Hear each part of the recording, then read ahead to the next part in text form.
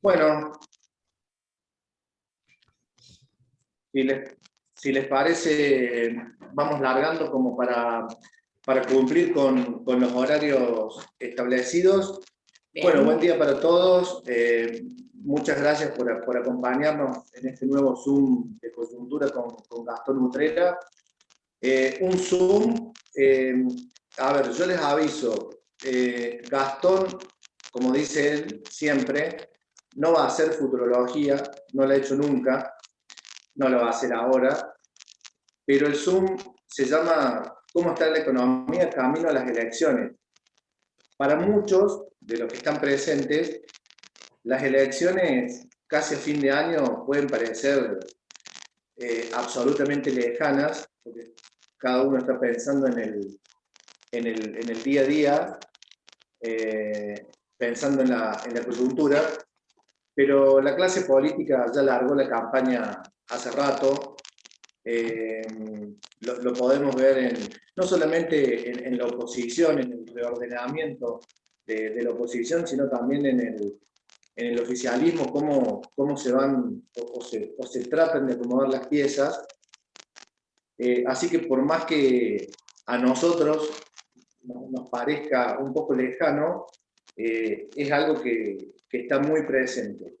Y en ese sentido, yo creo que, bueno, obviamente la economía va a tener un rol clave en estas elecciones, y Gastón, bueno, va a tratar de brindarnos un panorama de cómo estamos, de cuál es el camino que se puede transitar hasta ese momento, y ver cómo se puede llegar. La gran incógnita, al menos para mí, es si definitivamente este va a ser un año en el que la gente, un año más, en el que la gente vote por la economía. Estamos en una situación absolutamente diferente, rara, donde el tema vacunas también va a influir de manera decisiva, pero bueno, al menos para hablar del ítem economía, lo tenemos como siempre y es un gusto verdaderamente a Gastón. Antes de comenzar, Anabel, te cedo la palabra para presentar a nuestro sponsor y después sí ya largamos con Gastón con la metodología de siempre. El que quiera preguntar puede levantar la mano a través del Zoom o me lo pide por chat, pero la idea es hacer esto bien interactivo porque, bueno, es cuando mejor sale. Ana. Bien, gracias Diego, buenos días a todos, gracias Gastón por acompañarnos una vez más y agradecer a nuestro sponsor que es Grupo Edisur que nos acompaña durante todos los Zoom de coyuntura y esperemos en breve poder volver a los desayunos de coyuntura presenciales. Nada más, muchas gracias a todos. Gastón, bienvenido. Dale, muchas gracias Anabel, Diego, buen día a todos. Bueno, como decía Diego y los que han participado de desayunos anteriores lo saben, efectivamente la idea no es decir, va a pasar esto como si tuviéramos una clarividencia de lo que va a ocurrir a futuro, cuando ni ustedes, ni yo, ni nadie sabe lo que va a ocurrir a futuro, pero sí tiene mucho sentido reflexionar sobre los procesos económicos en curso, sobre la lógica de quien está tomando decisiones de política económica, ver además hacia adelante cuáles son los límites que imponen los números, digamos, no sabemos lo que va a ocurrir a futuro, pero hay ciertas tendencias que nos pueden permitir, por ejemplo, en el caso de la reunión de hoy, imaginarnos cómo van a estar distintos indicadores en momentos de las PASO, en momentos de la elección legislativa, y eso sí lo podemos hacer y lo vamos a tratar de hacer en esta reunión. Y esto es importante, lo decía Diego, por la doble vinculación que hay entre la economía y la política. Obviamente la economía influye sobre la política a tal punto que todos sabemos que el gobierno nacional está tomando medidas preocupado por las elecciones, y por supuesto también sabemos que lo que ocurra con la política y lo que esperemos que ocurra con la política termina incidiendo sobre la economía a través de las expectativas, por ejemplo, a través de la mayor inquietud o menor inquietud que se termina trasladando a mayor demanda de dólares o menor demanda de dólares. Todos sabemos que el dólar financiero seguramente se va a mover en los próximos meses dependiendo de las expectativas que tenga el mercado sobre el resultado de la elección. Pero vamos directamente a los números. Primer punto que me parece importante compartir con ustedes y que analicemos es cómo va a llegar la actividad económica a las elecciones. La línea roja que tenemos acá es el estimador mensual de actividad económica, es una especie de PBI mensual que elabora INDEC, es decir, son datos oficiales, mide, como mide el PBI, el conjunto de la economía nacional, muestra, como lo hemos visto en reuniones anteriores, 3 etapas después de la irrupción de la pandemia y después de la caída generada por la pandemia. Una primera etapa de una especie de rebote, la economía se desplomó entre febrero y abril del año pasado, después entre abril y junio subió muy fuertemente, subió verticalmente, obviamente cuando se destrabaron actividades que habían estado totalmente paralizadas durante las primeras semanas del aislamiento social obligatorio. Después de eso, una segunda etapa, entre junio y enero de este año, de recuperación bastante sostenida, obviamente no al ritmo de aquellos 2 primeros meses, pero de recuperación sostenida. Ahora, estamos en una tercera etapa que en reuniones anteriores inferíamos que podía estar ocurriendo, ahora que ha transcurrido el tiempo y se han ido agregando meses a las estadísticas, nos podemos dar fácilmente cuenta, viendo este gráfico, que efectivamente la recuperación económica se frenó. La línea roja, desde enero en adelante, no va hacia arriba como iba hacia arriba antes, sino que está estancada incluso hasta con una pequeña tendencia decreciente. Esto tiene varias implicancias. La primera es, ¿qué pasaría si este estancamiento se mantuviera durante el resto del año? Cosa que es probable, incluso mayo, que no está acá porque todavía no está el dato disponible, va a estar el 21 de este mes, seguramente dio abajo de abril, es decir, esa línea roja cuando se complete mayo seguramente va a ir para abajo y hay algunos indicadores que ya vamos a ver que indican obviamente que eso tiene que haber ocurrido, pero supongamos que se conserva este nivel hasta finales de año. Bueno, las PASO van a llegar con un nivel de actividad que cuando se compare con un año atrás va a dar 3.6% positivo, es decir, en consonancia, digamos, con las PASO, la economía va a estar 3.6% arriba de un año atrás, y cuando llegue el momento de la elección, el porcentaje va a ser menor, seguramente 0.9%, algo en torno al 1%, y cuando termine el año, el gobierno va a haber podido mostrar un crecimiento del 6.7%. ¿Por qué estas diferencias? Porque en el crecimiento anual, es decir, cuando esté la estadística de cómo termina cerrando 2021, lo que se va a comparar no es el extremo de 2021, es decir, diciembre de 2021 contra diciembre de 2020. Lo que se va a comparar es el promedio o la suma de todo 2021 contra todo 2020, y la línea que va a dar el promedio de todo 2021 va a estar arriba de esta línea naranja, que es el promedio de 2020. Es decir, cuando la economía cae y se recupera, si logra alcanzar un nivel tal que aún estancándose termina por encima del promedio del año anterior, el año termina dando crecimiento. Bueno, ese número va a estar en torno al 6.7%, pero esa va a ser una noticia que va a llegar obviamente después de la elección, es más, es un dato que tendremos a principio de 2022. No va a estar en discusión eso en la época de la campaña, por lo menos no como número ya definitivo, cerrado, sino en todo caso como expectativa o como planteo por parte del gobierno de que el año va a terminar cerrando, pero en términos comunicacionales, en términos de los títulos de los diarios y de los portales, no es lo mismo una expectativa que el título de la economía estuvo durante el mes de septiembre 3.6% arriba o el número que sea. Entonces, cuando lleguen las PASO nos vamos a encontrar con una economía que no va a estar muy lejos de ese 3.6% arriba de un año atrás, y cuando llegue la época de la elección, ese porcentaje va a ser más chico.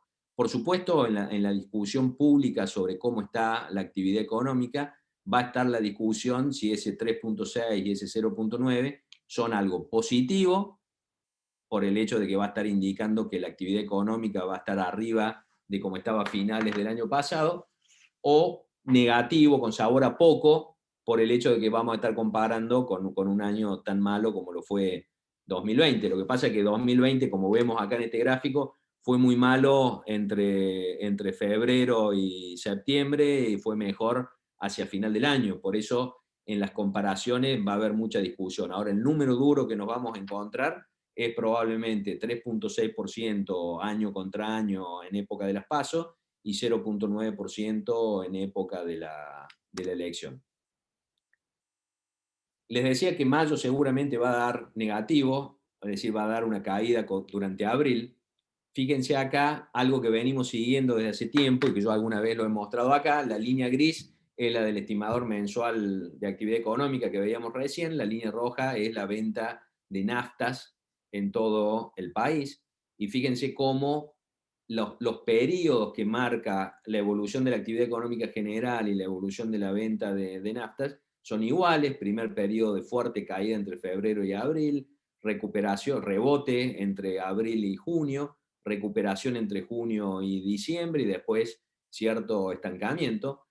No es habitual que se muevan tan parejo la venta de combustibles con la actividad económica. Lo que ocurre es que desde el inicio de la pandemia lo que tira para abajo la actividad está vinculado con la pandemia, con el aislamiento social, con las medidas sanitarias. Entonces lo mismo que tira abajo la actividad es lo que está tirando abajo la movilidad de las personas y por lo tanto tira abajo el consumo de combustibles.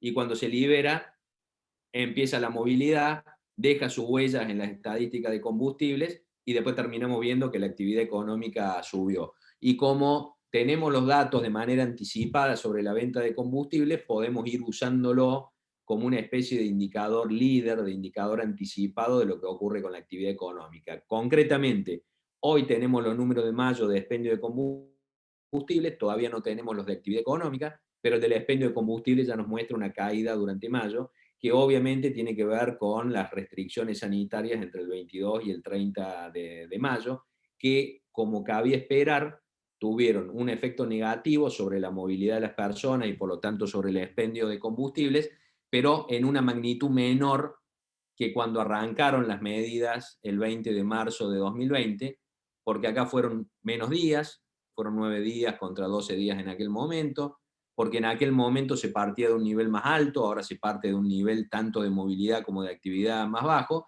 y porque obviamente el cumplimiento de las medidas sanitarias es mucho más relajado ahora de lo que era al comienzo, por el cansancio de la sociedad, el agobio, un montón de cosas que sabemos, con lo cual era esperable que cayera el expendio de combustible, pero que cayera menos que en marzo, y eso efectivamente, que en marzo del año pasado, y eso efectivamente ocurrió, y debería permitirnos anticipar entonces que ahora dentro de unos días, cuando se complete la línea gris, es decir, cuando aparezca el dato del estimador mensual de actividad económica, dé un poquito más bajo de lo que dio abril, es decir, que continúe con esta tendencia de estancamiento levemente decreciente que venimos viendo desde que comenzó el año. Y esto que decimos para Argentina, porque lo que veíamos recién del estimador mensual de actividad económica es para todo el país, está pasando prácticamente de la misma manera en Córdoba. No tenemos un indicador de actividad económica como el EMAE para Córdoba, pero sí tenemos las mismas estadísticas de expendio de combustible, porque es algo que reportan todas las estaciones de servicio, y fíjense que cuando superponemos las líneas de Córdoba y de Argentina, son prácticamente iguales. Por supuesto, no en volúmenes, obviamente, porque Argentina tiene todo el volumen del país, pero si a los dos lo hacemos partir de 100 en octubre de 2019 y vemos cómo se movieron de ahí para adelante, se mueven calcados. En el caso del gasoil hay más diferencias y que muestran en Córdoba mejor desempeño, seguramente asociado a mejor desempeño del interior de la provincia en cuanto a actividad agropecuaria, actividad agroindustrial, maquinaria agrícola, números que ya vamos a ver, que han sostenido incluso en el inicio de la pandemia el expendio de gasoil. Ahora las naftas, como están más vinculadas a la movilidad de las personas, que a la movilidad, digamos, del transporte y la actividad productiva, está reflejando lo que ocurre con la movilidad de las personas y en paralelo termina reflejando lo que está ocurriendo con la actividad económica. Ahora ustedes, la mayoría de ustedes saben que desde el año pasado en Córdoba tenemos un conjunto de estadísticas de cada vez más sectores de actividad. para poder mirar en detalle lo que ocurre en la provincia de Córdoba. Y acá una síntesis para no ver montones de gráficos de cada uno de los sectores, pero fíjense lo siguiente: en la industria alimenticia, con la estadística que generamos con ADIAC, de facturación a precios constantes, es decir, descontando inflación, abril y mayo, esos 2 meses del segundo trimestre del año, es decir, lo que va del segundo trimestre del año, comparado contra igual periodo 2020, dio 16.6% arriba, y como 2020 fue un año muy especial, si nos vamos un año más atrás, nos vamos a 2019, está 3.3% arriba. Es decir, acá hay una actividad industrial que no solo ha superado los niveles, digamos, ha vuelto al punto cero del impacto de la pandemia, sino que está por encima de los niveles que tenía un año antes del inicio de la pandemia. La fabricación de maquinaria agrícola, con la fabricación de maquinaria agrícola medido directamente en unidades, pasa lo mismo, pero con una intensidad muchísimo mayor. Muchos de ustedes deben saber que la actividad de la industria de la maquinaria agrícola, especialmente en el sudeste de la provincia de Córdoba, está con volúmenes muy, muy altos, a tal punto que durante abril y mayo estuvo 33.1% arriba de abril y mayo del año pasado. Uno podría decir, bueno, pero estaban impactados por la pandemia. Bueno, vamos otro año más atrás, hace 2 años, o comparado con 2 años atrás, está 26.9%. 26.9% en unidades. Esto no está distorsionado por inflación, nada, porque mide directamente unidades. De hecho, también tenemos medido que ha aumentado el empleo en el sector, y de hecho muchos de ustedes saben que el sector está trabajando en distintos programas, distintos proyectos para conseguir recursos humanos. Es decir, tiene un montón de problemas como todos los sectores de actividad en Argentina, obviamente, pero uno de ellos es el problema más agradable que puede tener un sector, que es cómo hago para conseguir más recursos humanos, porque necesito aumentar la producción y aumentar la dotación de empleados. En la fabricación de autopartes, los números quedan distorsionados por una caída brutal en abril del año pasado, de tal manera que cuando ahora tomamos abril y mayo de este año contra abril y mayo del año pasado, da 285.1% de aumento. Esa cifra exorbitante es porque si nosotros comparamos con casi cero, los porcentajes nos van a dar altísimos. Ahora, cuando comparamos con 2 años atrás, da 1.3% de crecimiento en unidades. Es probable que el sector esté mejor de lo que indican estos números, porque lo que ha ocurrido desde el inicio de la pandemia es que ha cambiado la estacionalidad de muchos sectores industriales. Es decir, si antes ciertas paradas técnicas y vacaciones se daban en enero y febrero, ahora en algunas plantas eso se ha extendido en el tiempo, con lo cual distorsiona después las comparaciones que hacemos, porque ha habido ciertas paradas técnicas en abril y mayo que no estaban en abril y mayo de 2019, y por lo tanto eso hace que el número no sea grande. No es que esté mal el número es real, eso es efectivamente lo que ocurrió. Solo que en la interpretación es probable entonces que cuando se sume junio, cuando se sume julio, la fabricación de autopartes dé porcentajes más altos. En refinería y fundición de aluminio, también porcentaje muy, muy alto comparado con un año atrás, pero porque abril del año pasado estuvo prácticamente parada la actividad. Ahora, comparado con 2 años atrás, 11.4% medido en toneladas. La refinería y fundición de aluminio es, por ejemplo, la que hace las carcasas de las cajas de cambio de Volkswagen, digamos, para que individualicemos. Pero estos 3 sectores que vimos recién son 3 sectores o 3 segmentos de la gran industria metalúrgica que tiene la provincia de Córdoba. Con lo cual, esa industria, que debe ser seguramente alrededor de 1/3 de toda la industria en la provincia, claramente está con volúmenes altos. No significa que no tenga problemas. Esto siempre es importante destacarlo, porque están lidiando con la suba de costos, con los problemas para reponer insumos, con las restricciones a las importaciones, bueno, montones de problemas que cualquier metalúrgico les va a poder detallar, pero en cuanto a volúmenes, que es en parte de lo que nos venimos fijando desde que inició la pandemia, forman parte de las actividades que han recuperado volúmenes previos a la pandemia, pero que incluso lo han superado.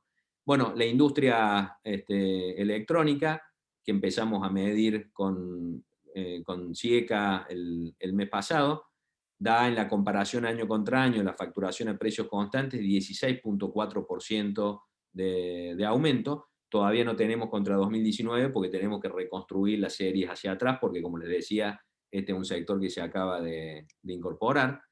En el caso de la industria de la salud, medido por las empresas que componen la CAISAL, la facturación a precios constantes 58.2% arriba de un año atrás, 48,5% arriba de 2 años atrás. Este es un sector muy heterogéneo en donde hay desde fabricación de respiradores hasta fabricación de insumos médicos, hasta cuestiones de laboratorio, es decir, un sector bastante heterogéneo, pero que es lógico que esté con niveles altos de actividad, justamente porque lo que ha impactado sobre la economía está vinculado con la salud. La industria minera es la que presenta números muy distintos de los anteriores. La industria minera en Córdoba es básicamente producción de áridos que van destinados a la construcción. Comparado con un año atrás, la variación es astronómica, 2.134.6%, pero porque se redujo prácticamente a cero el año pasado al inicio de la pandemia, con lo cual cualquier porcentaje comparado con aquel valor pierde sentido. Ahora, comparando con 2 años atrás, está 72.9% abajo, medido en toneladas. Ya vamos a ver que la construcción privada particular está funcionando, sigue funcionando con altos volúmenes, pero esto es un insumo más de la obra pública que de la obra privada. Y que ya venía cayendo con relación a los máximos alcanzados en 2018, cuando alcanzó el pico la actividad de la construcción de obra pública en la provincia de Córdoba. Bueno, la industria del plástico está medida en kilos, es decir, medida en unidades duras de producción, no distorsionadas por inflación, 10.9% arriba de un año atrás, 14.7% arriba de 2 años atrás. La industria de madera y muebles 64.6% y 63.7% arriba en facturación a precios constantes.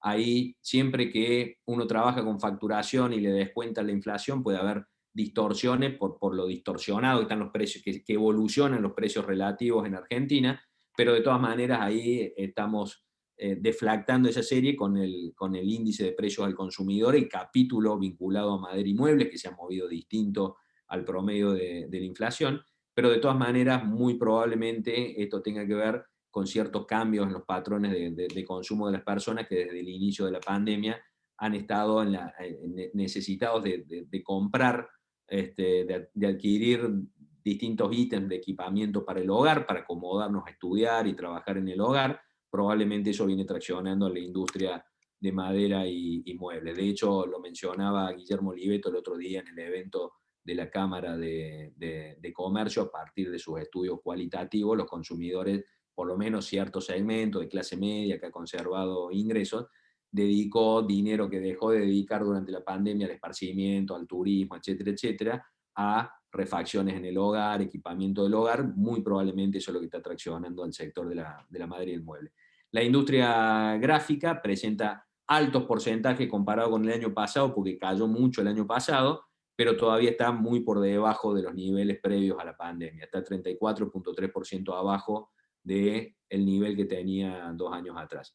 La industria de las telcos, que también lo estamos midiendo con CIECA, ahí después Ricardo Ruibal, que vi que está presente, nos puede contar cómo va esto, pero recuerden, son empresas que le proveen infraestructura a las empresas de telecomunicaciones. Eso cayó mucho el año pasado. Entonces, desde el año pasado viene recuperándose, por eso está 3.6% arriba, medido en cuadrillas ocupadas, y todavía tenemos la tarea de reconstruir hacia atrás para tener una base de comparación previa a la pandemia. Todavía está con niveles por debajo de febrero del año pasado, que fue el último mes previo al inicio de la pandemia. Bueno, cuando nos metemos en el sector comercial, ferretería y materiales de construcción está 109.7% arriba de un año atrás, 39.6% arriba de 2 años atrás. Esto es facturación a precios constantes, utilizando como deflactor el índice de costo de la construcción, el ítem materiales, que es el que más se ajusta a lo que vende este sector. claramente vienen mostrando desde mitad del año pasado lo que viene ocurriendo con la construcción privada, que ocurre cada vez que hay brecha cambiaria, porque ahorristas que tienen dólares, billete, cuyo valor para ellos es alguna de las versiones del dólar no oficial, cuando hacen los números de cuánto vale a dólar o influido por el dólar oficial, cuánto valen los materiales, los salarios de la construcción, etcétera, etcétera, encuentran que hay una relación favorable para construir metros cuadrados con valores bajos en dólares. Eso siempre que hay brecha cambiaria estimula la construcción privada. Eso efectivamente se ve en los números desde mitad del año pasado en adelante. Se frenó un poco hacia finales de año, probablemente menos por problemas o por freno de la demanda y más por problemas de abastecimiento de insumos que reportaban las empresas, de reposición, digamos, de mercadería, pero todo indica que eso ha cedido un poco, ha mejorado en lo que va del año porque ha vuelto a niveles elevados, no solo comparados con el año pasado, sino también con 2 años atrás. En el comercio de electrodomésticos, recuerden que en Córdoba son comercios polirrubro que tienen más que ver con el equipamiento del hogar que exclusivamente con electrodomésticos. Hay electrodoméstico, electrónica, muebles, etc. Ustedes conocen muchas cadenas que tiene la provincia de Córdoba, tienen ese perfil. Habían levantado fuertemente las ventas durante el segundo semestre, probablemente por este fenómeno que decíamos de las familias necesitando reequiparse para adaptarse a trabajar y estudiar y convivir más en el hogar. Bueno, todo indica que eso se perdió hacia finales del año pasado, probablemente porque las familias ya se equiparon y ya se perdió ese efecto sobre la demanda. Si comparamos abril y mayo de este año contra un año atrás, da 28.8% abajo. Si comparamos con 2 años atrás, da 13.4% abajo. Y en este caso, que también tenemos estadística de 2018, si comparáramos con 3 años atrás, también está abajo. Es decir, este es un sector que ya perdió el impulso que tuvo durante el segundo semestre del año pasado y está con niveles bajos de ventas, obviamente descontando la inflación específica del sector. El sector de supermercados, de las cadenas cordobesas de supermercados, que medimos con la Cámara de Supermercados, con la CASAC, muestra solo un pico de ventas en marzo del año pasado cuando arrancó la pandemia, ese estoqueo inicial que hicieron las familias, y después de eso ya desde abril en adelante, no solo que se perdió ese efecto, sino que los volúmenes quedaron por debajo de los volúmenes previos a la pandemia, y eso no se ha modificado, para que ustedes vean la magnitud del problema, medido en unidades, es decir, no tiene ninguna distorsión de precios. Medido en unidades, las ventas durante abril y mayo de 2021, comparado con un año atrás, estuvieron 17.9% abajo en volúmenes y 25.1% abajo comparado con 2 años atrás. Obviamente ahí hay impacto de caída del poder adquisitivo de los consumidores, digamos, caída del consumo, pero también seguramente mucho impacto de cambio en la distribución de los canales o en la participación de los canales comerciales, con seguramente aumento de participación en los comercios de cercanía y reducción de compra en las cadenas cordobesas. De hecho, lo del comercio de cercanía quedó bastante bien medido ahora en estas últimas semanas, cuando la Cámara de Comercio, recopilando información propia, información del Colegio de Profesionales Inmobiliarios, de la Cámara de Corredores Inmobiliarios, logró armar el rompecabezas de la vacancia comercial, donde en números simples, 10% de locales comerciales vacíos en la provincia de Córdoba, pero solo 5 y pico en canales, en circuitos comerciales de los barrios de la ciudad de Córdoba, pero 16%, es decir, 60% más que el promedio provincial en el centro de la ciudad, casi 30% en las galerías comerciales del centro de la ciudad y picos de más del 50% en algunas de esas galerías. Eso está mostrando cómo se ha movido de manera diferente o cómo ha impactado el movimiento de los hábitos de compra sobre los distintos canales comerciales, y eso refleja o es un indicador más de la enorme heterogeneidad que hay, no solo entre distintos rubros de actividad, como estamos viendo acá, sino también dentro de un mismo sector en distintas zonas de la provincia o en distintos canales comerciales. La comercialización de insumos industriales, que son básicamente insumos que van a la industria metalúrgica, insertos, todo ese tipo de cosas que van, digamos, de insumos para la maquinaria industrial. 197.2% de aumento en la facturación en dólares comparado con un año atrás, pero aquella comparación del año atrás coincide con la reducción casi a cero de la actividad metalúrgica, por lo menos la que habíamos visto de autoparte y fundición de aluminio, con lo cual cuando comparamos con 2 años atrás, es decir, con 2019, es más relevante esa comparación y está dando 46.8% de aumento en la facturación en dólares, y claramente eso está traccionado por la evolución de la industria metalúrgica. El sector de los gimnasios, lo empezamos a medir con la Cámara de Comercio y la Cámara de Gimnasios, 204% de aumento de la facturación, pero porque el año pasado estuvieron cerrados y ahora han estado cobrando solo los planes, digamos, pero han sido meses muy malos el año pasado, pero está todavía 46.1% abajo de 2 años atrás. Todos saben que es una actividad que se ha reactivado, pero que viene abriendo y cerrando de acuerdo a las medidas sanitarias, y eso obviamente impacta fuertemente sobre la evolución de la actividad y la facturación del sector. Bueno, el expendio de combustible, que recién lo habíamos visto, está por encima de un año atrás, pero porque había caído mucho en abril y mayo del año pasado, pero todavía está por debajo de los niveles previos a la pandemia. Las ventas de automotores 0 kilómetros habían sido un sector que había repuntado muy fuertemente a final del año pasado, como decíamos recién de la venta de electrodomésticos. Bueno, eso se pinchó en el arranque del año, ya está 25.6% abajo de 2 años atrás. Y la que se sigue sosteniendo es la venta de lotes, este dato generado por la SEDUC, que está por encima de un año atrás, pero también está por encima de 2 años atrás.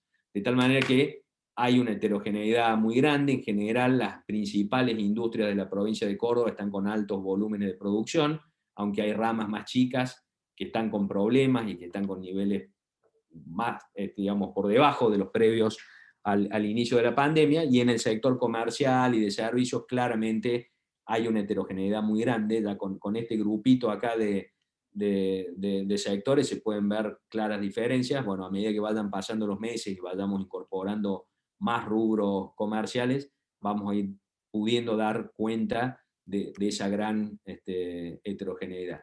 Mientras tanto, la recaudación de ingresos brutos de la provincia de Córdoba es de alguna manera un indicador indirecto de la actividad económica y fundamentalmente de la actividad comercial, por volumen y por alícuota. Desde el punto de vista de las cuentas públicas, la gran noticia es que, descontando inflación, junio cerró arriba, muy arriba de un año atrás, 13.8%, pero está bien, estamos comparando con el inicio de la pandemia. Ahora, comparado con 2 años atrás, estuvo 11% arriba, de tal manera que los niveles que logró no están mal, aunque todavía están 8.7% abajo de los niveles de cuando estaba empezando la recesión en Argentina. Parte de esto tiene que ver con la evolución de la actividad económica. Fíjense cómo cae fuertemente hasta abril del año pasado. Desde abril primero salta fuertemente hasta junio, repitiendo las etapas que veíamos cuando veíamos la evolución de la actividad general, recuperación hasta final de año. Y sí, lo que debería llevarnos a pensar un poco es cómo ha logrado la provincia estos niveles de recaudación desde marzo en adelante, cuando la actividad comercial y la actividad económica no ha subido tanto, al contrario, todo indica que se ha estancado. Probablemente ahí haya alguna cuestión de precios, porque uno toma la recaudación total, le descuenta la inflación, pero probablemente sectores comerciales que pagan más alícuota, es decir, que tienen más peso dentro de ingresos brutos, probablemente han aumentado más los precios, con lo cual parte de esto es simplemente una distorsión, digamos, generada por precios relativos.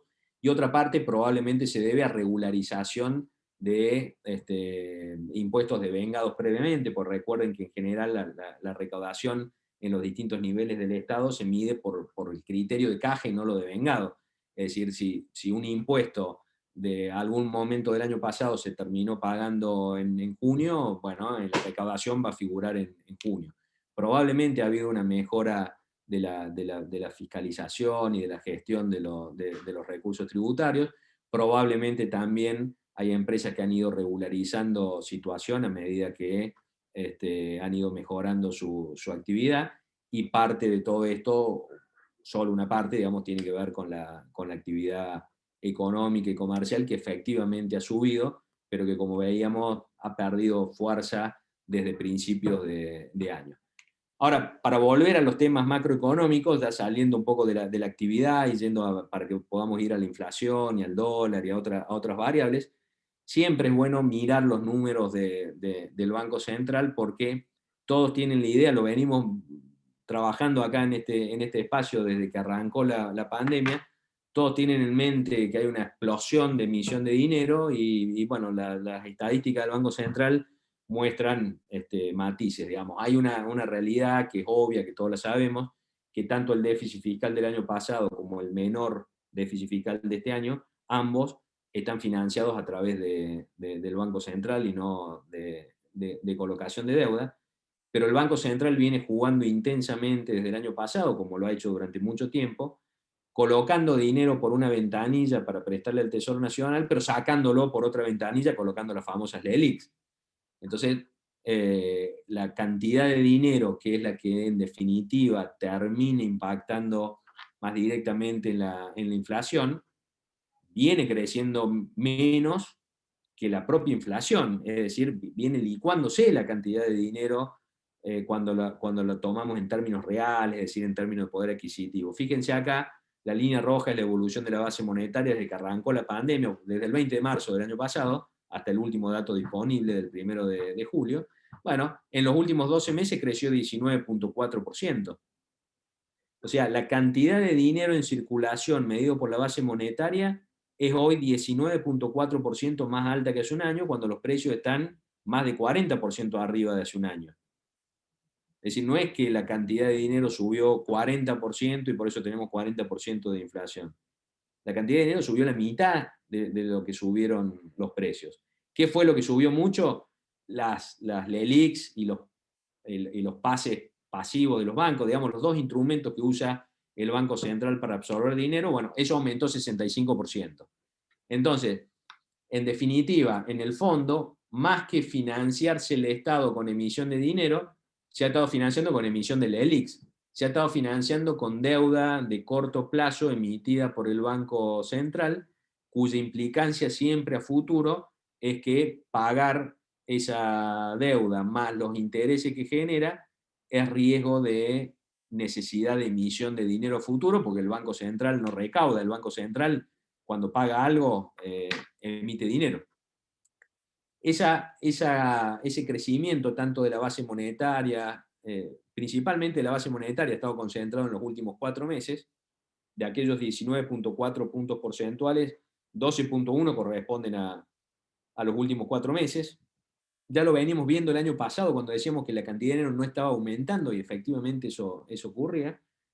Y con cierta concentración de la emisión de LELIQs también en los últimos meses. Fíjense la línea naranja de las LELIQs y los pases, cómo levanta. Ahora, el punto con esto es esto que está haciendo este gobierno, parecido al menos en esa lógica a lo que hacía el gobierno anterior en épocas de Sturzenegger, que era emitir por una ventanilla y sacar de circulación por otra ventanilla, colocando deuda de corto plazo, ahora LELIQ, antes las famosas LEVAX. Se puede sostener un tiempo, incluso se puede sostener bastante tiempo, haciendo que las necesidades entonces de financiación del Estado vía emisión monetaria no terminen generando un exceso de dinero que genere inflación, escapada del dólar, etcétera, etcétera, con este recurso de absorber dinero a través de estas letras, solo que no se puede hacer indefinidamente cuando se cruzan, o tiene ciertos límites, digamos, el proceso. Para eso lo que tenemos que mirar es qué relación hay entre esas LELIQs y esos pases pasivos comparados con la base monetaria. Bueno, lo que veíamos en reuniones anteriores es que esa relación se estaba acercando al 151,5%, el que había llegado en épocas de Sturzenegger. El 20 de marzo de 2018, las LEVAX en ese momento, más los pases pasivos comparados con la base monetaria, eran 51,5% más grandes. Es decir, había mucho más LELIX y pases que base monetaria. Lo primero era 50% más que lo segundo. Después eso se acomodó y viene creciendo desde el inicio del año pasado. Llegó a 151,7% el 1 de junio, pero fíjense la corrección que ha hecho el Banco Central, que un mes después, al 1 de julio, está en 129,5%. Está en niveles para prestarle atención, porque tiene un montón de implicancias todo esto. Cuanto mayor sea esa relación, mayor la necesidad de emisión de dinero a futuro. Cuanto mayor es esa relación, más vulnerable es todo el sistema a un cambio de activos financieros por parte de los ahorristas, porque todos ustedes conocen cuál es el mecanismo que financia las LELIX. El depositante deposita el plazo fijo en el banco y el banco compra la LELIX y se lo presta al Banco Central, con lo cual eso se puede seguir alimentando en la medida en que los depositantes sigan aumentando sus depósitos. Si eso se revirtiera, el Banco Central tiene que empezar a desarmar las LELIX y ahí se genera un problema, un potencial problema de exceso de emisión, de tal manera que siempre este es un punto delicado. Lo que nos muestra la historia reciente, y por eso actualizamos todos los meses este gráfico, es que por lo menos sabemos que hasta el 151% en aquel contexto de 2018 esto resistió y después se pudo acomodar, pero sabemos que son niveles riesgosos. Bueno, acá este gobierno se acercó a ese límite y no es casualidad que haya pegado la vuelta cuando llegó a 151,7. Es altamente probable que el Banco Central esté mirando exactamente lo mismo que estamos mirando nosotros en este momento y que cuando llegó a aquel nivel empezó a revertir todo esto, es decir, a colocar menos LELIX. También algo que cruzamos en la reunión anterior con Mario Cunio, que es la disposición del Banco Central, que le permite integrar los encajes a los bancos, no solo con LELIX, sino también con letras del Tesoro. Probablemente ahí ha habido una sustitución, que los bancos tienen más letras del Tesoro y menos LELIX, y por eso vemos esa reducción. De cualquier manera, esa reducción es saludable porque estamos llegando a niveles peligrosos. Y las reservas, ustedes saben que se vienen incrementando, pero lentamente, pero están por encima de los 40.000 millones de dólares. Después toda la discusión de las reservas netas, reservas líquidas, eso tiene que ver con la administración de liquidez de una cartera de reservas por parte del Banco Central, pero el nivel está estable y yendo levemente hacia arriba, y eso debería ser tranquilizador en un contexto electoral. Ahora, en este contexto, habiendo visto estas cuestiones de lo monetario, ¿qué ha estado pasando con la inflación? Yo sigo compartiendo este gráfico con ustedes porque creo que refleja mucho de una manera muy, muy simple. El índice de precios al consumidor de Córdoba, línea roja, el índice de precios al consumidor de Argentina, línea naranja, y la evolución del dólar, línea celeste, se confunden una con otra hasta marzo del año pasado. Es decir, las tres se movían juntas. Al ritmo que subía el dólar, subían los precios internos, tanto en Córdoba como en Argentina. Ahora, con el inicio de la pandemia, se separaron los números. El dólar siguió yendo para arriba a una velocidad incluso mayor que antes, mientras los precios empezaron a quedarse atrasados comparados con el dólar. Obviamente, en medio de la pandemia era difícil para las empresas trasladar costos a precios. Ustedes recuerdan que los salarios estuvieron planchados durante mucho tiempo, precios de combustibles también. Bueno, eso empezó a revertirse desde septiembre en adelante. Y la noticia, porque todo esto ya lo hemos analizado juntos en reuniones anteriores, la noticia ahora es, bueno, ya hemos llegado a una situación en donde los precios en Córdoba ya en mayo recuperaron el terreno que habían perdido con el dólar. Fíjense que la línea roja y la celeste se cruzan en mayo, y a nivel nacional ya se habían cruzado en marzo.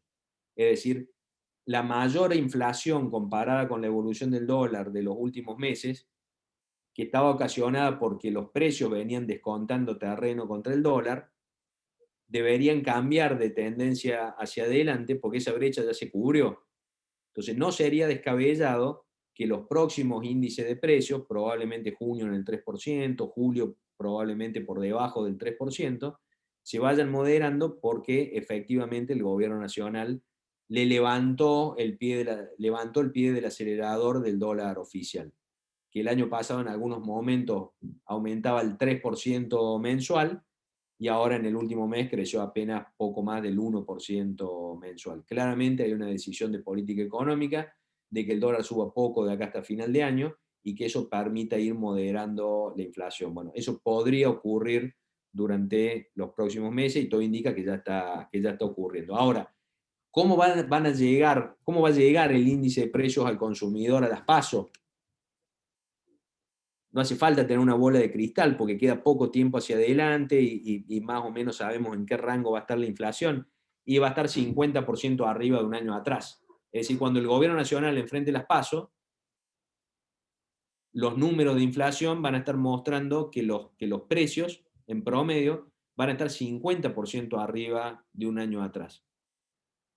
2 meses después, cuando llegue la elección legislativa, va a estar un poco más abajo, porque seguramente va a estar influyendo este freno en el ritmo de crecimiento del dólar. Ahora, ¿cuánto va a estar? 47.2.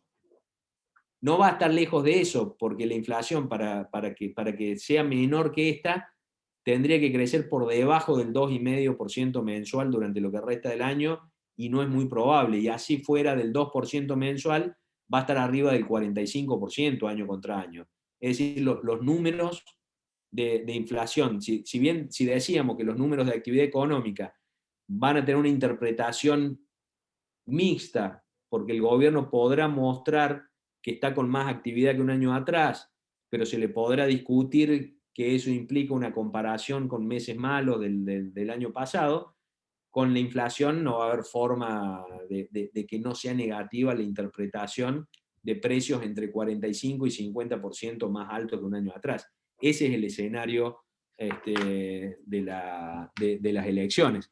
A lo sumo, el gobierno podría aspirar a mostrar, tal vez pírricamente, mostrar aumentos bajos de inflación mensual en esos meses, pero todo el mundo va a estar mirando cómo están los precios con relación a años atrás, y los consumidores van a estar sintiendo esta inflación. Con lo cual ahí va a haber un terreno negativo desde los indicadores económicos y claramente desde la percepción de la gente. En cuanto al dólar, como la estrategia es justamente frenar la inflación, frenando la evolución del dólar, ustedes saben que desde el año pasado se viene discutiendo esto de que son políticas de atraso cambiario. Bueno, pero hay que tener en cuenta, no es lo mismo hacer eso cuando el tipo de cambio está alto que hacer eso cuando ya se arrastra un atraso cambiario. No es lo mismo hacer eso en 2021 que en 2015.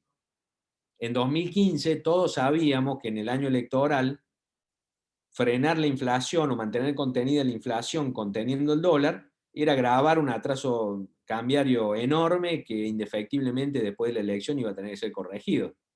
Ahora en 2021 la historia es diferente. Fíjense, 2015 es acá, es lo que hoy serían menos de 60 pesos por dólar. Es decir, era claramente un atraso cambiario enorme.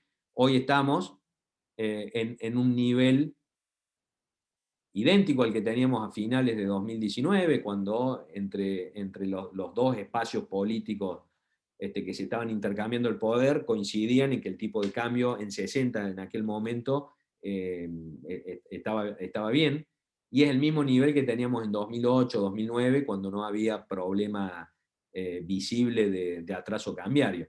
¿Qué quiere decir esto? Que el gobierno tiene posibilidad, dado que quedan pocos meses para las elecciones. Para nosotros, como decía Diego, puede ser una eternidad de acá hasta las elecciones. En términos de evolución de procesos económicos, queda poco tiempo. Si uno simula qué ocurre con el dólar subiendo al 1%, 1.2%, como lo viene subiendo el Banco Central, y la inflación estacionándose en el 2,5% mensual, y bueno, vamos a llegar a las PASO con un tipo de cambio real 7% abajo de un año atrás, a la elección con 7,2% abajo, a final de año 7,2% abajo. Eso no es trágico, no es atraso cambiario, y es más, parte de eso ya ocurrió. Gran parte de eso ya ocurrió al comparar, digamos, el mes de las PASO, septiembre, con septiembre del año pasado, y el mes de la elección, noviembre, con noviembre del año pasado. Lo que ocurre ahí punta contra punta, en realidad ya ocurrió. ¿Qué quiere decir esto? Que si la política económica sale mal, no va a salir mal porque explote un problema de atraso cambiario. Claramente no es ese el problema, ni siquiera en esta política de intentar frenar la inflación con tipo de cambio. Si estalla, en todo caso, será porque nos asustamos y salimos a comprar dólares y se escapa la brecha cambiaria. Ese es el tema. Por eso, de acá hasta las elecciones, las encuestas, independientemente de cuán creíbles son, pero digamos lo que se discute acerca de las posibilidades de cada espacio político, nos va a ir configurando a cada uno de nosotros y a toda la sociedad una idea de qué puede llegar a ocurrir en las elecciones y una idea de si tenemos que salir corriendo a comprar dólares o nos quedamos más o menos tranquilos. Entonces, obviamente, ¿cuáles son las señales políticas? Por lo menos viéndolo desde afuera, como la mayoría de ustedes, como un simple observador, da la impresión que el gobierno nacional está preocupado por los números de las encuestas, porque claro, la actividad económica levantó, pero sigue baja comparado con lo que deberíamos aspirar en este momento. La inflación es altísima y por más que esté bajando va a llegar alta a las elecciones. A los fines de revertir cualquiera de esos indicadores, no queda tiempo.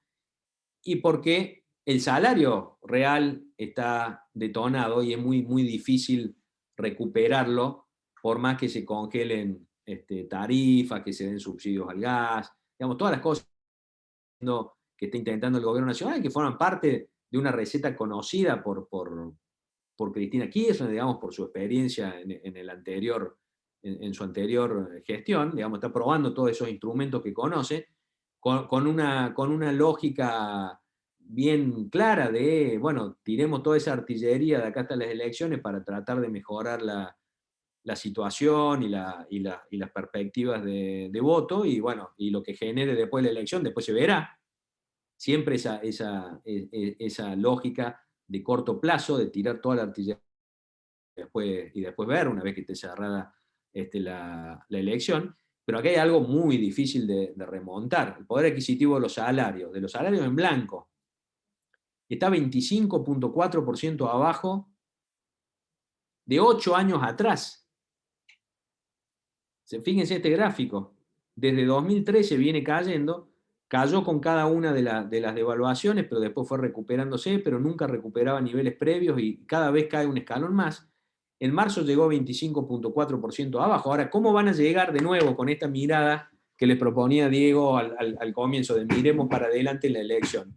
Bueno, tomemos a alguien que ha negociado bien y que se movió rápido cuando Cristina Kirchner y Massa movieron la vara de referencia con los salarios cuando aumentaron 40% a los empleados legislativos. Movió rápido Moyano y en el transcurso de un día logró cerrar un acuerdo, 20% en julio y después 12,5% en noviembre. Si nosotros vemos entonces esos salarios, los de camioneros, con esa evolución y esa buena negociación, con el supuesto que hicimos de que la inflación se queda en el 2,5% y no que siga el 3%, con esos supuestos, y llega a las PASO 3,7% abajo, es decir, ni siquiera los camioneros van a llegar con mayor poder adquisitivo a las PASO.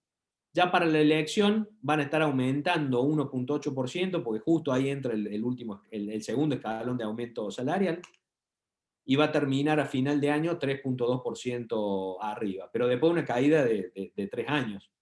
Con lo cual, ellos van a estar viendo que aumentaron en comparación con un año atrás, pero que están por debajo de 3, 4 y 5 años atrás. Ahora, pongamos una paritaria más grande en cuanto a cantidad de afiliados, la de comercio, 1 millón y pico de trabajadores formales. Con el acuerdo que cerraron, si nos fijamos entonces cómo quedaría para las PASO, quedaría 4,5% abajo de un año atrás el poder adquisitivo. Y en las elecciones 5,4%. Es decir, el asalariado en blanco, digamos, de clase media, va a llegar con un deterioro del poder adquisitivo de los salarios fuerte. No es casualidad justamente todo lo que está intentando el gobierno en términos de congelar precios y de poner subsidios en la economía. Tiene que ver exactamente con esto. Entonces, ¿cómo llega la economía? Para cerrar esto y hacer una breve referencia a algo muy importante que ha estado ocurriendo en el ámbito de las regulaciones laborales. Actividad por encima del año pasado, pero con interpretaciones mixtas y perdiéndose ese efecto hacia final de año. Precios que van a estar entre 45 y 50% arriba de un año atrás, y salarios que van a estar en general en la mayoría de los sectores en términos de poder adquisitivo por debajo de un año atrás, con, si ustedes quieren, la buena noticia en términos de tranquilidad, que no está por explotar una cuestión de atraso cambiario, sí podría haber complicaciones de brecha cambiaria, y todavía está dentro de márgenes manejables lo que está haciendo el Banco Central con las LELIQs y con la emisión monetaria. Ahora, como justo estamos cerrando esto con el poder adquisitivo de los salarios, porque va a ser una variable clave incluso desde el punto de vista electoral, queda justo para cerrar con una breve referencia a lo que ha ocurrido en esta semana, y muchos de ustedes, como están atentos a ese tema y vienen inquietos por ese tema, le deben haber prestado atención, que es la propuesta de Karagossian de cambiar el esquema de indemnizaciones por aquel esquema denominado mochila austríaca. Mochila austríaca se viene discutiendo mucho en el tiempo, pero en particular este año en España, cuando ha habido una propuesta ahí para eliminar el esquema de indemnizaciones y que las empresas aporten a una cuenta particular del trabajador y que no tenga nunca más que indemnizar por ninguna causal de despido, y que solo el trabajador acumule esos fondos y lo pueda usar cuando se desvincula de una empresa, o lo pueda dejar para que siga acumulando. Algo parecido al esquema que todos ustedes, o la mayoría de ustedes, conocen, porque ha sido siempre la referencia, que es el de la UOCRA, de la Ley 22.250, que es el único sector en Argentina que lo tiene. Pero claro, ¿cuál es el punto? Lo podemos comparar con lo que se viene trabajando en Córdoba desde el año pasado, una experiencia súper interesante, Cámara de la Construcción de Córdoba, Delegación Córdoba, y Huecara del Interior, que es el otro segmento, el otro sindicato de la construcción que no tiene el esquema de UOCRA, sino que tiene las regulaciones de ley de contrato de trabajo.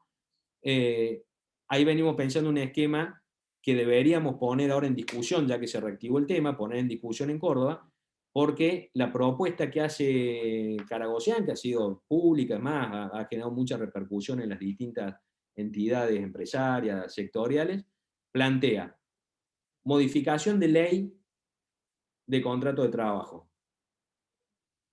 Problemático con este gobierno, y problemático a futuro aún con un gobierno de la actual oposición, por lo difícil que es modificar las leyes laborales, y por la negativa de entrada que generan los sindicatos. Ya la CGT se opuso a este planteo de Karagossian. En segundo lugar, las empresas aportan un fondo ANSES. Ya sabemos lo que ha ocurrido con cualquier caja que esté al alcance del sector público. Y tercer punto es, sí, guarda con las alícuotas, porque está proponiendo alícuotas que, si uno hace los cálculos actuariales, uno dice, sí, ¿cómo se van a financiar esas cuentas o ese derecho, digamos, de los trabajadores con alícuotas bajas?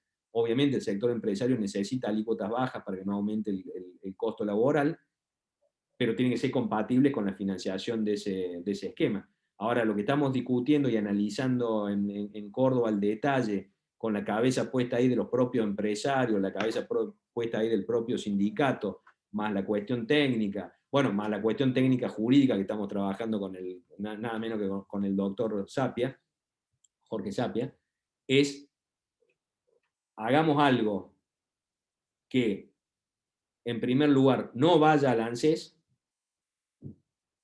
que esté blindado lo mejor posible de un uso inadecuado de esos fondos, donde las empresas aportan a un fondo de cese laboral que, para que puedan aportar menos del 8.33%, 8.33%, ustedes saben, es una doceava parte, digamos, de un salario completo. Aportando el 8.33%, uno integra un salario por cada año de antigüedad.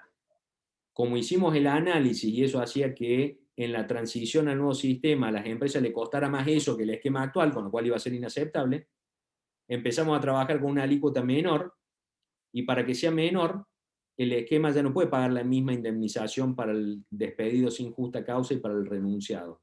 Entonces fuimos a un esquema donde paga al 100% las indemnizaciones que establece la ley de contrato de trabajo y ajusta por las indemnizaciones que puede pagar por renuncia o lo que sea para que los números cierren. ¿Qué ventajas tiene ese esquema comparado con esto que planteó Karagossian? La primera, no hay que modificar ley de contrato laboral, de contrato de trabajo, no se generan todos los anticuerpos que genera una discusión de esas características, no nos arriesgamos a que la reforma termine saliendo mal desde el punto de vista de los empresarios, sino que se discute a nivel de convenio colectivo de trabajo. En segundo lugar, como se discute a nivel de convenio colectivo de trabajo, se puede sentar cualquier sindicato porque el planteo es para, che, no te opongas. Si total vos vas a tener la lapicera para firmar esto. Si a vos no te gusta lo que sale de acá, no lo firmás y no pasa nada. Sentate y lo analicemos. Empecemos a buscar un esquema que le sirva al sindicato y le sirva a los empresarios. De hecho, esa es la experiencia que hicimos con el sector de la construcción. Y en tercer lugar, los recursos del fondo podrían destinarse a cédulas hipotecarias indexadas por salarios para que los laburantes de cada sector puedan tener crédito hipotecario indexado por salario. Ustedes saben por qué fracasó el esquema de las uvas, porque en una economía como la Argentina se disparan los precios con relación a los salarios y se hacen impagables los créditos. ¿Cuál es la solución de todo eso? Bueno, le demos crédito hipotecario indexado por salario para que siempre lo pueda pagar. El punto es quién está dispuesto a fondear eso indexado por salarios. Ninguno de nosotros pondría un depósito a plazo fijo indexado por salario cuando podemos perder contra la inflación. Ahora, un fondo de cese laboral, como tiene que preservar sus recursos en términos de salarios, porque las indemnizaciones están relacionadas con los salarios, sí puede generar activos como cédulas hipotecarias indexadas por salarios que fonden a los bancos para que los bancos le presten indexado por salario a los trabajadores.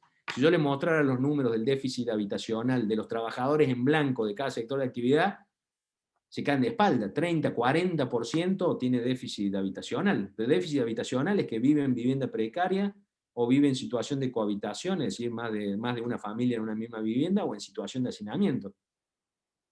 Bueno, ese problema es irresoluble si no se generan fondos indexados por salario. Bueno, acá hay una forma de generar fondos indexados por salario, cosa que no ocurriría en el esquema donde las empresas aportan al ANSES y después no sabemos a dónde va ese dinero, pero además tendría la virtud de poder armar algo como ya está ocurriendo en la construcción y como se empezó a replicar en otros sectores, donde se puede generar un esquema apropiado para las características y la tasa de rotación y la lógica de funcionamiento del mercado laboral en cada sector. Y termino con esto. ¿Por qué me parece tan importante que generemos esta discusión en Córdoba? Porque ese podría ser no solo un modelo para solucionar el problema de los pasivos contingentes que tienen las empresas por las indemnizaciones que tienen que pagar, no solo para solucionar o para empezar a solucionar el problema del déficit habitacional, sino también para encarar otras reformas de las regulaciones laborales bajo la idea de que si vamos por reformas laborales que tengan que ver con la legislación, le pasó a Alfonsín, le pasó a Macri con la reforma previsional, probablemente podamos coincidir que ese es un camino riesgoso e infructuoso. Ahora, si pudiéramos trabajar a nivel de los distintos sectores con esta lógica de poner a sindicatos y trabajadores en un terreno neutral, objetivo, para analizar, sabiendo que cada uno tiene la lapicera para firmar o no el acuerdo, con lo cual baja la guardia en términos de estas discusiones, uno podría avanzar también con otras reformas. Por ejemplo, ley de teletrabajo, todos sabemos que es horrible. Bueno, si no podemos cambiar la ley, tal vez podemos trabajar desde cada uno de los convenios colectivos para ver qué podemos mejorar en el marco de una legislación que ya existe. Hay sectores donde ya empezaron a pensar que el mismo esquema del Fondo de Cese Laboral permitiría trabajar también el tema de la antigüedad. Una empresa de autotransporte de carga que tiene camioneros con 30 años de antigüedad tiene 30% más de costo salarial que una empresa nueva. Bueno, con un esquema de fondo de cese laboral, uno podría fijar actuarialmente una antigüedad promedio del sector y que cada uno, el trabajador, reciba por la antigüedad que le corresponde. No estoy hablando de indemnización, sino el pago de antigüedad con los salarios de cada mes, pero la empresa que tiene trabajadores con menos antigüedad pone la diferencia hasta ese promedio, y la empresa que tiene trabajadores con más antigüedad lo descuenta de lo que paga al fondo de cese laboral. Es decir, el fondo de cese laboral permitiría hacer ese clearing al estilo de lo que ocurre ha ocurrido siempre con salario familiar, donde todos tienen el mismo costo, pero los trabajadores reciben de acuerdo a sus características. Bueno, lo planteo porque ha sido tema de discusión pública en esta semana, ha salido mucho en los medios y además ha generado mucha repercusión en cámaras de acá de Córdoba y cámaras nacionales que empiezan a reflotar la discusión sobre ese esquema. Bueno, sería muy saludable que lo discutiéramos a fondo y que además pudiéramos pensar cómo comenzar a mover la aguja en términos de reformas de regulaciones laborales con una lógica de lo factible y no proponiendo leyes de flexibilización laboral que automáticamente levantan la guardia de todos los que se oponen automáticamente a cualquier tipo de iniciativa de esas características. Pero bueno, ya hablé mucho, así que Diego, te devuelvo la palabra. Bárbaro, Gastón, buenísimo. Bueno, obviamente que les reitero que el que quiera preguntar me avisa por el chat o levanta la mano, pero me quedo con lo que hablabas al comienzo, Gastón, del tema inflación, y lo ato a lo que dijo Melconian esta semana en la Mediterránea, que por primera vez la gente, vamos a ir a votar, o mejor dicho, los partidos van a tener que buscar el voto con un 50% de inflación. Y también habló de la oposición, de la oportunidad perdida 2015-2019. Pero estamos en un contexto de pandemia, como hablaba al comienzo, que torna todo muy extraño y por primera vez una situación distinta. ¿Crees que la economía puede esta vez no tener tanta influencia en la elección, y teniendo en cuenta además que es una elección legislativa de medio término? Bueno, eso es muy difícil definirlo porque siempre la gente, los ciudadanos, votamos teniendo en cuenta un montón de consideraciones. Y cuando juegue lo económico, va a estar jugando lo económico para una franja de la sociedad que votó en contra de Macri por lo económico.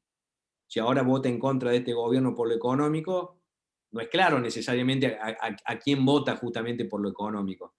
Es difícil cuando venimos de dos gobiernos que han tenido problemas con lo económico, así que me parece que es difícil saber cómo va a terminar decantando incluso el voto que esté influenciado por la economía.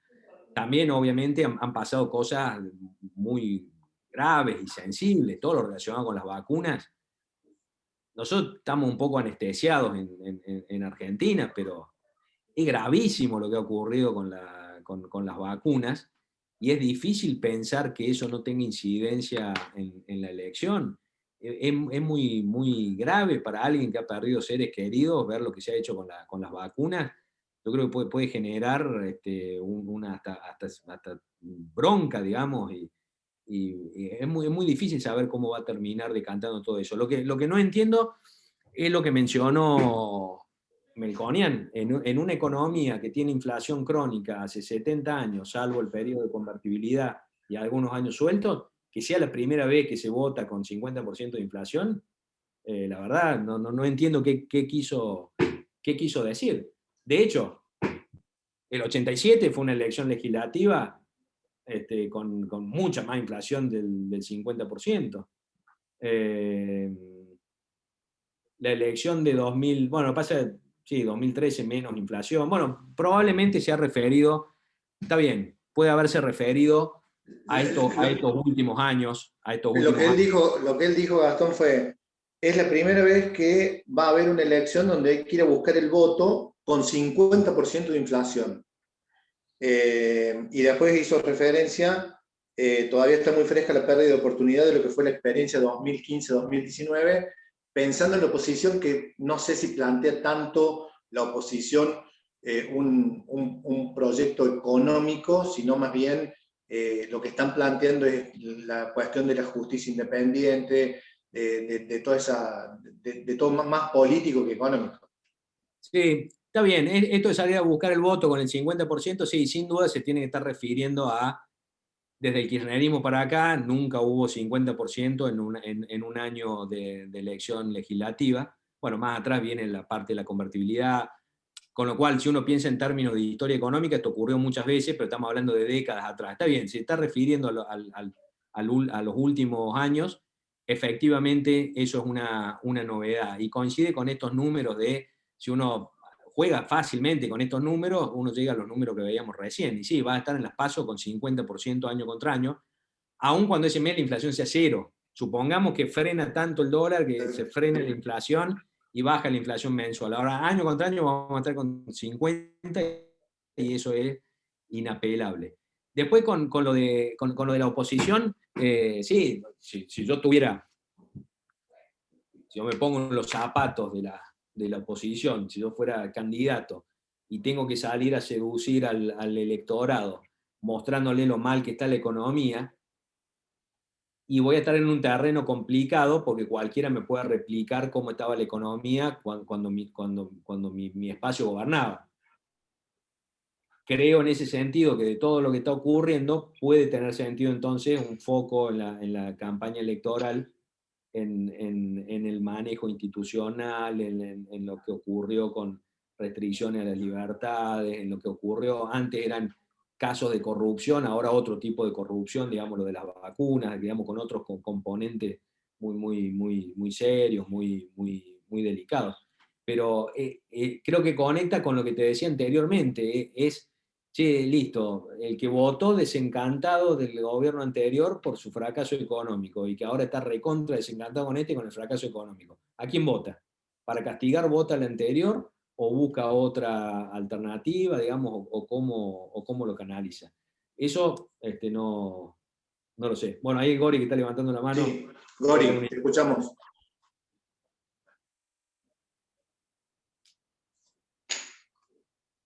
No te escuchamos, Gori. Estás...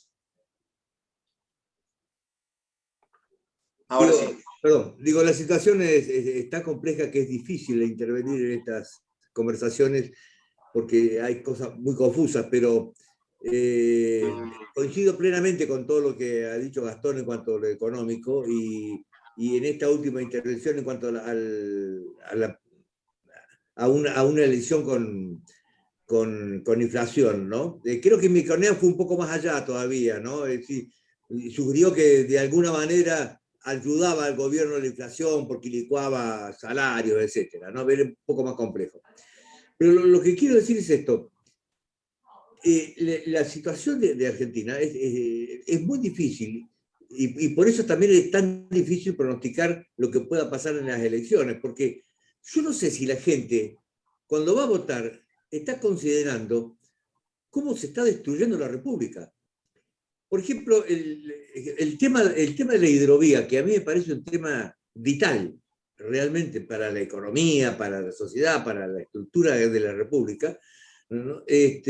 No sé si eso influye en la gente, pero es un tema importantísimo lo que pasa con la justicia, ¿no? Y tantas, con la salud, no desde el punto de vista de la vacunación, sino cómo están tratando, o se percibe que hay un deseo también de estatizar la salud y de estatizar todo aquello que sea caja, ¿no?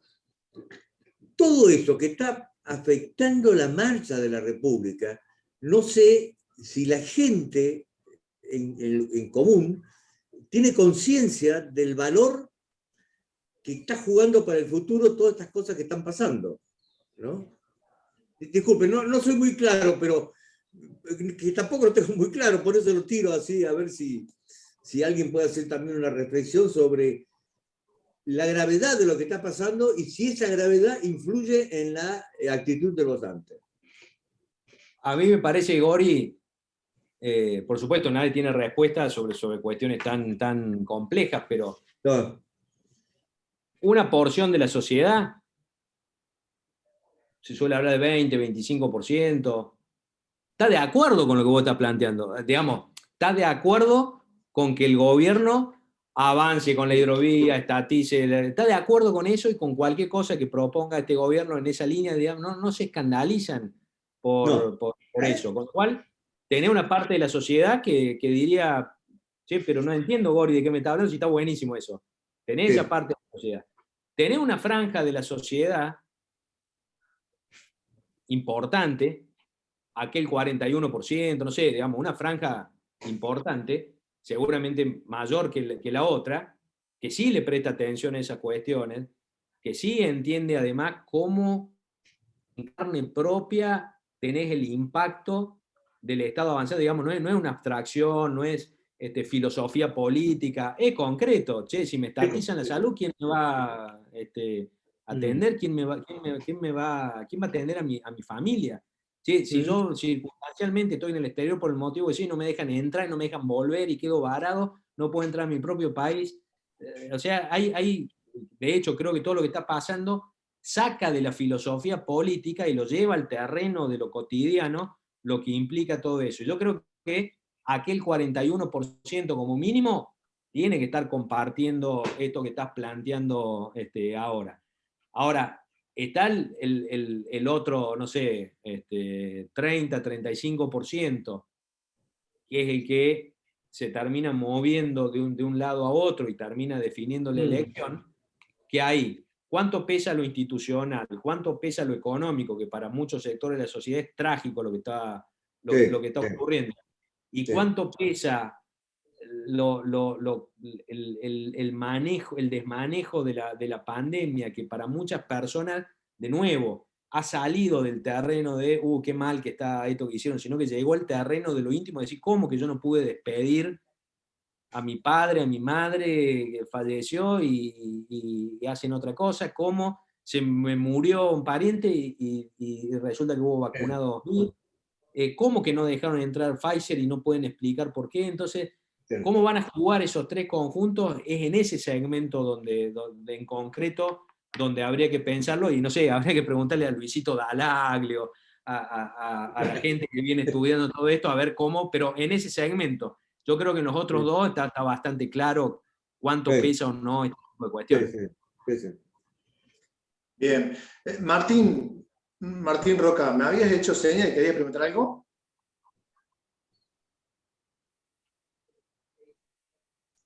No, digo, debe haber sido justo pasó ahí, ni saludé, pero disculpe. Bueno, perfecto. Te hago una consulta de... Sí, Gastón. No, decía que hay consultas ahí en el chat. Sí, en el chat tenemos una. ¿Qué viabilidad le ves a retomar el camino de la reducción de presión tributaria vía recuperación del pacto fiscal? ¿Hay condiciones de que se plantee viendo que la recaudación provincial no se está desplomando? Sí, te escuché cortado, pero ahí la estoy leyendo. Sí, por lo menos salimos de la condición de excepcionalidad del año pasado que hizo suspender lo que estaba acordado. De todas maneras, seguramente la postura de los gobiernos provinciales va a ser, bueno, todavía no recuperamos el inicio de la recesión, esperemos un poco, pero empezamos a ir al terreno donde se podría retomar y donde desde el sector privado podríamos plantear esa agenda. Podríamos ir calentando motores, por lo menos, en plantear, che, hay que retomar lo del pacto, porque podemos no coincidir si ya es el momento o hay que esperar un poco más, pero digamos, ya estamos en un terreno distinto del año pasado. Acuérdense que el año pasado, por esta época, todos nos preguntamos, bueno, ¿cuánto va a ser el hueco fiscal que va a dejar la pandemia? Y por ejemplo, desde los números de la provincia de Córdoba, uno cuando los ve ahora retrospectivamente, ve la cuenta ahorro-inversión de 2020, dice, che, la verdad, ni siquiera perdió la totalidad del ahorro corriente. Por supuesto, redujo inversión en obras, administró bien la recaudación, administró bien gastos corrientes, digamos, hubo una administración que logró, la verdad, un resultado muy bueno para lo que esperábamos hace un año. Yo iría planteando retomar la agenda de reducción de ingresos brutos, etcétera, etcétera. Bien, fíjate Gastón, por si no me escuchas bien, hay una pregunta que dice, al ajustar por salario, el fondo propuesto no se licúa en términos de la relación cuota parte costo metro cuadrado de construcción. Esto es en referencia a lo que planteaste.